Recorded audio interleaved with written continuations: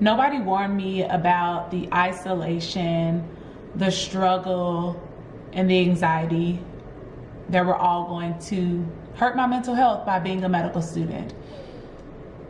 Whew. I guess it's time to talk about it.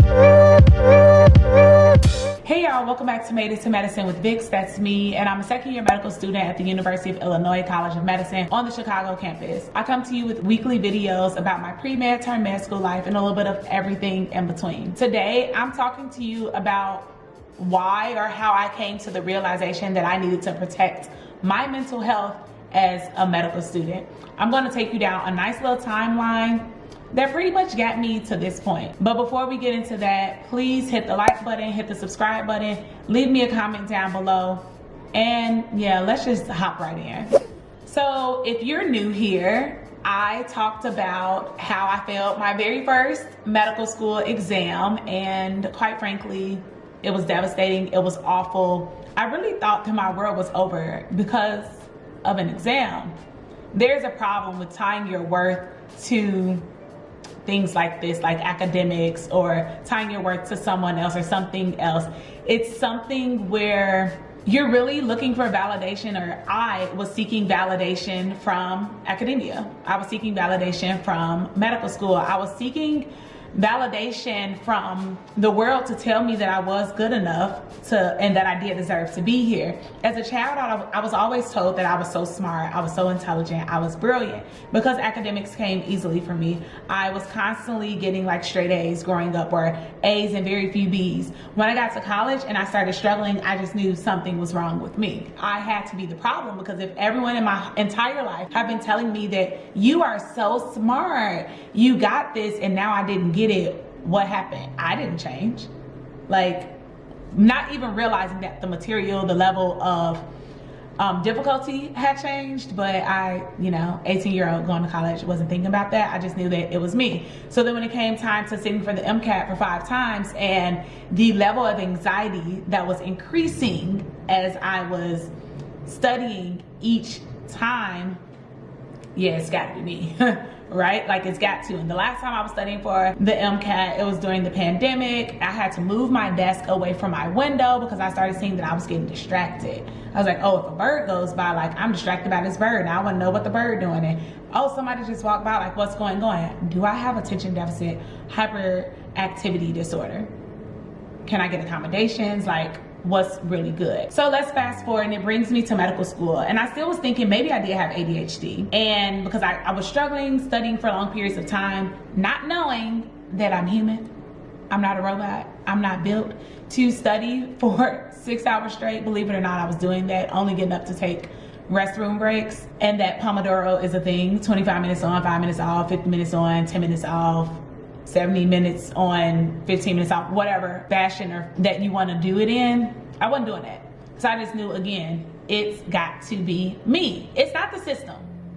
The system ain't broken, I'm broken, right? So since I thought I had ADHD, I put in an appointment, or scheduled an appointment through my OSA lead, Office of Student Affairs lead, and with the disability office to get tested for attention deficit hyperactivity disorder. The problem with that was that my appointment wasn't until April, and I'm pretty sure I scheduled it in like September, October. So I had to wait about 6 months before I could get in to see if I had some type of disability that was preventing me from reaching my highest potential.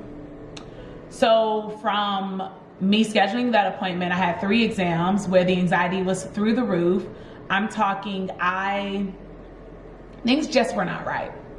And it wasn't just like mentally, or maybe it was mentally. I fired a therapist. She was horrible. And I know enough from being in therapy previously that I can't let anyone just talk to me any type of way. But I didn't learn that I also am a person that I cannot talk to myself any type of way. I was spewing negative words and negative self-hate, saying that, like, the things of you're not good enough, you're not capable. Honestly, you're stupid. Like, what? If you wouldn't say it to somebody else, I would just say it to you. Words to myself, because why? Why did I do that? But by the time I finally saw the psychologist I did the long testing and all these things. I was kind of fidgety throughout the test, but he tells me, oh, you don't have ADHD, like at all. And I was like, okay, so what's wrong with me?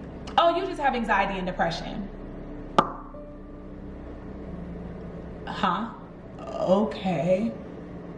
Like, I hope I'm never that type of physician who tells a patient who comes in thinking they have one thing and then just dropping another lump or another load on them like that, because that was literally like, oh girl, you don't have ADHD, but you're depressed and you're anxious.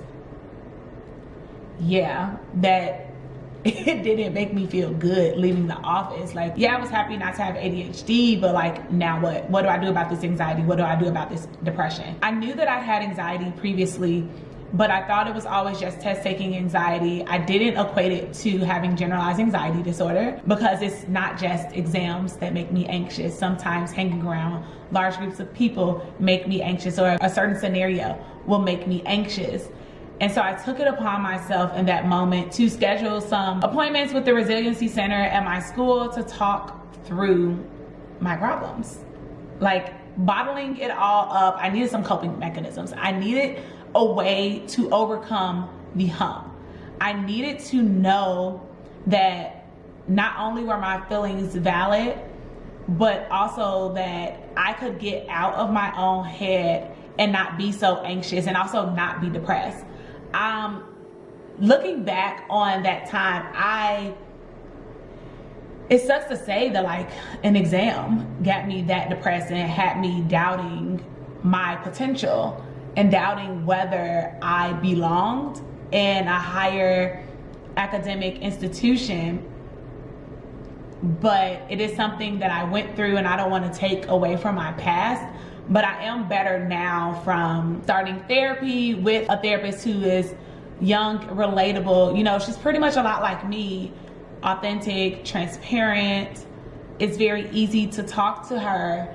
And we meet once every other week to go through life issues, whether that's school, personal life, family life, or just like me, like what's going on with me, what is my mental state of mind in the moment. So I can honestly say, like, I am not depressed anymore. Going down that spiral of failing block 1 exam was very, very hard, and it was something I didn't want to talk about because it did fall on my birthday weekend. So everyone was asking, well, how did your exam go? And I had to lie. Well, I didn't have to, but I did lie because I thought that people wouldn't understand. And then, you know, there's always these follow-up questions that come with it. And I just, quite frankly, I didn't want to answer all those follow-up questions, but I'm learning now to be true to myself.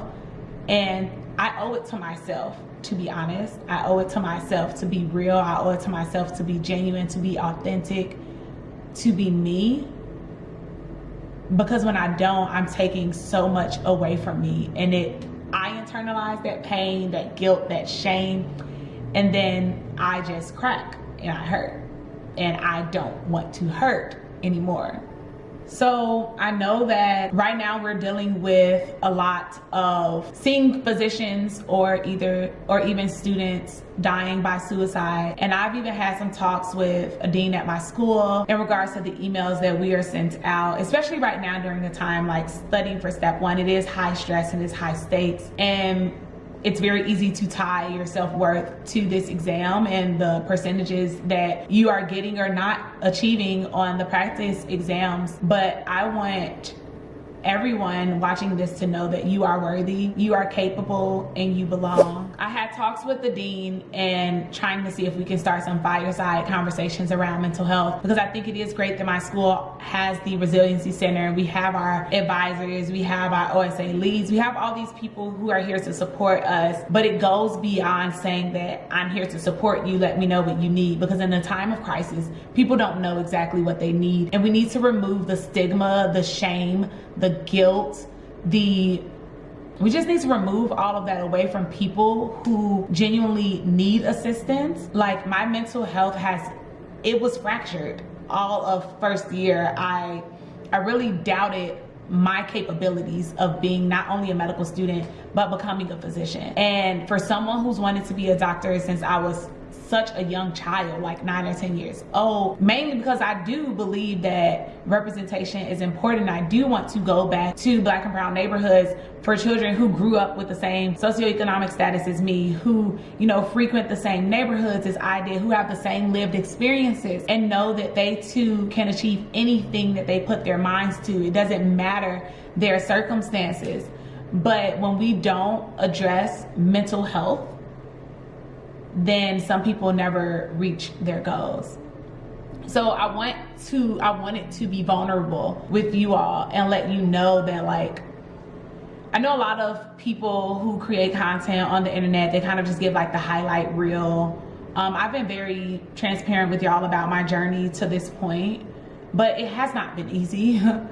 I'm at a point now where I can't let anything steal my joy. I did have a few breakdowns at the beginning of pre-dedicated and that one breakdown during dedicated, but I refuse to let anything steal my joy, steal my peace, steal my sanity, or steal me.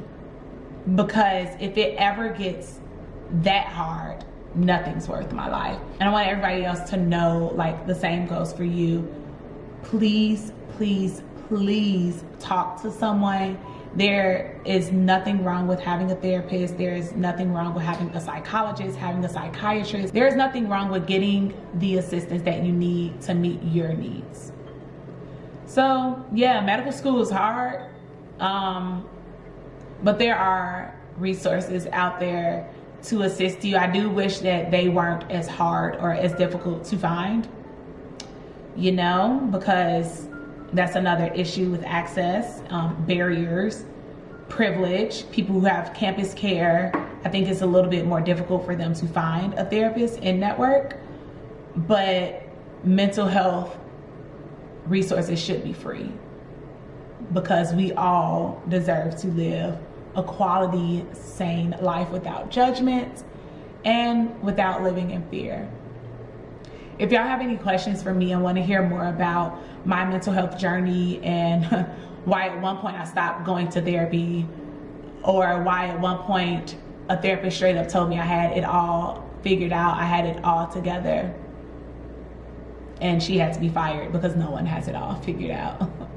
Literally no one. And it's okay to not have that. It's okay to need help. It's okay to ask for help. It's okay to get help. I hope everyone gets the help that they need, and I hope to see you in the next video.